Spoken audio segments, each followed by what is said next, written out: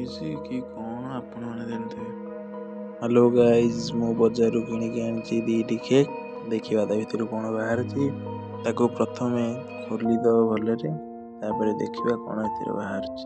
ଏଇଟା ଦେଖନ୍ତୁ ଗାଇଜ୍, ଏଇଟା ମୋତେ ଟିକେ ଭଲ ଲାଗୁଥିଲା, ସୁନ୍ଦର ଦେଖାଯାଉଥିଲା, ସେଥିପାଇଁ ମୁଁ ଏଇଟାକୁ ଆଗ ଖୋଲିଲି।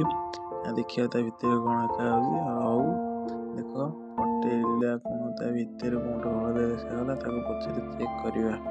ବର୍ତ୍ତମାନ ମୁଁ ତାକୁ 2ଟି ଯାକ ଖୋଲିକି ଥାଳିଆ ଉପରେ ଥୋଇଛି, ଆପଣମାନେ ଦେଖିପାରୁଥିବେ।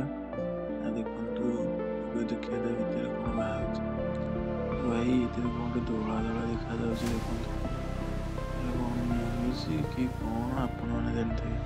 ବର୍ତ୍ତମାନ ଏ ହଳଦିଆ କେକ୍ଟାକୁ ଦେଖନ୍ତୁ ଆଙ୍କିଲି, ତା ଭିତରେ କ'ଣ ଗୋଟେ କଳା ଦେଖାଯାଉଥିଲା। ଏଇଟା ପ୍ଲିଜ୍ ଆପଣମାନଙ୍କ ଛୁଆଙ୍କୁ ଯେତେ ଦୂରରେ ଯାଏ ଏତେ ଦୂରରେ ରଖନ୍ତୁ। ଧଳା କେକ୍ଟା ଦେଖନ୍ତୁ, ତା ଭିତରେ ତ କ'ଣ ଗୋଟେ ଧଳା ଧଳା ପୁରେଇ ଦେଇଛନ୍ତି। ଭଲ ଲାଗୁନି ମୋତେ ଦେଖିବାକୁ, ଖାଇବାକୁ ଦୂରର କଥା।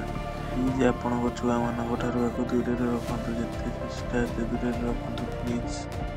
ଦେଖନ୍ତୁ ଏ କେକ୍ଟା ମୁଁ ଛିଣ୍ଡେଇଲି, ତା ଭିତରେ ଦେଖନ୍ତୁ, ଛାଡ଼ନ୍ତୁ ଏ କଥା, ମୁଁ ଚେକ୍ କରିବା ପଛରେ। ଏଇଟା ଦେଖନ୍ତୁ ଧଳା ଧଳା ଦେଖାଯାଉଛି। କ'ଣ ଆପଣ ଚାହୁଁଛନ୍ତି ମୁଁ ଏଇଭଳି ଭିଡ଼ିଓ ଆଗକୁ କରିବା ପାଇଁ? ପ୍ଲିଜ୍ କମେଣ୍ଟ କରନ୍ତୁ, ଲାଇକ୍ କରନ୍ତୁ ପ୍ଲିଜ୍। ଆପଣମାନଙ୍କ ସପୋର୍ଟ ଦ୍ୱାରା ମୁଁ ଆଗକୁ ବହୁତ ଜାଗା କରିବି।